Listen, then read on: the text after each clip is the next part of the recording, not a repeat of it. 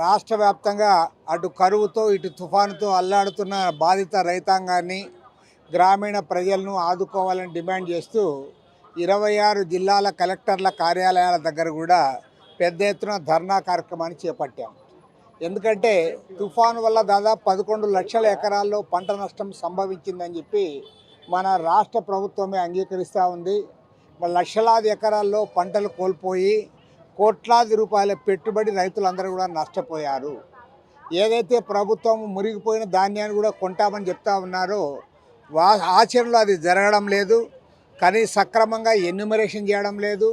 ఇవాళ ధాన్యం పంట పోయింది, అరటి తోటలు కూడా నాశనమయ్యాయి. కోట్లాది రూపాయల పంట నష్టం జరిగితే ఇవాళ దిక్కుదోచిన పరిస్థితుల్లో రైతులందరూ కూడా అల్లాడిపోతూ ఉన్నారు.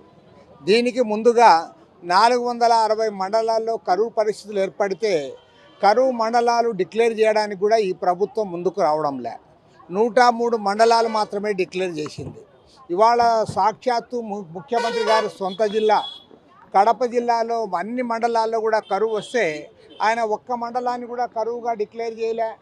నిన్న కడప జిల్లా పరిషత్ సమావేశంలో తెలుగుదేశం ఎమ్మెల్సీ గారు తీర్మానం ప్రవేశపెడితే మొత్తం ఏకగ్రీవంగా తీర్మానం పాస్ అయింది.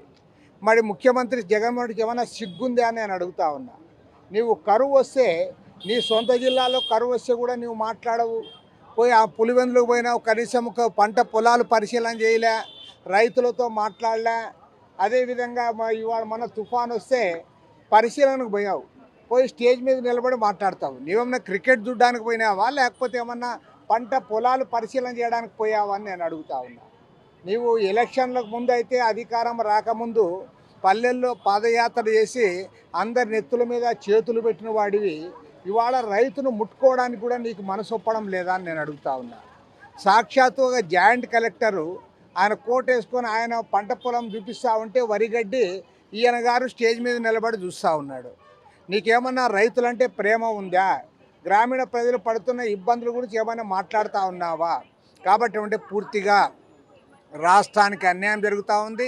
ఇవాళ మన పక్కనే ఉన్న కర్ణాటక రాష్ట్ర ముఖ్యమంత్రి సిద్ధరామయ్య గారేమో ఆయన సెప్టెంబర్ 24వ తేదీ క్యాబినెట్ మీటింగ్ పెట్టి కరువు ప్రాంతాలు డిక్లేర్ చేశాడు. అక్టోబర్ మొదటి వారంలోనే కేంద్ర బృందాలు అక్కడ పర్యటన చేశాయి. కానీ ఇవాళ డిసెంబర్ 12, 13 తేదీల్లో ఇక్కడ పర్యటన చేస్తూ ఉన్నారు. కనీసం ఇప్పుడైనా సరే కేంద్ర ప్రభుత్వం రైతులను ఆదుకోవడానికి ముందుకు రావాలి. రైతులందరికీ కూడా నష్టపరిహారం ఇవ్వాలి, పంట రుణాలన్నీ మాఫీ చేయాలి, గ్రామీణ ఉపాధి హామీ పథకం కింద అందరికీ కూడా పనులు కల్పించాలి. కరువు ప్రాంతాల్లో, తుఫాను ప్రాంతాల్లో విద్యార్థులకు అన్ని రకాల ఫీజులు కూడా మాఫీ చేయాలని కూడా డిమాండ్ చేస్తూ ఉన్నాం. ఈ డిమాండ్ల సాధనకు కేంద్ర రాష్ట్ర ప్రభుత్వాలపైన ఒత్తిడి తేవడానికి పూనుకుంటా ఉన్నాం. అవసరమైతే ఢిల్లీ స్థాయిలో కూడా ఉద్యమాన్ని మేము ముందుకు తీసుకుపోతాం. ఢిల్లీకి పోవడానికి కూడా మేము ప్రయత్నాలు చేస్తాం. ఏది ఏమైనా సరే గ్రామీణ ప్రాంత రైతుల్ని, పేద ప్రజల్ని ఆదుకోవడానికి ప్రభుత్వాలు ముందుకు రానంత కాలం పోరాటాలే శరణ్యం. ఆ పోరాటాల్లో కలిసికట్టుగా అందరూ కూడా ముందుకు సాగుదామని మనవి చేస్తా ఉన్నాం. మరిన్ని వీడియోస్ కోసం ఛానల్ ని సబ్స్క్రైబ్ చేయండి. లేటెస్ట్ అప్డేట్స్ కోసం వాట్సాప్ ఛానల్ ని ఫాలో చేయండి. అండ్ లింక్ డిస్క్రిప్షన్ లో ఉంది.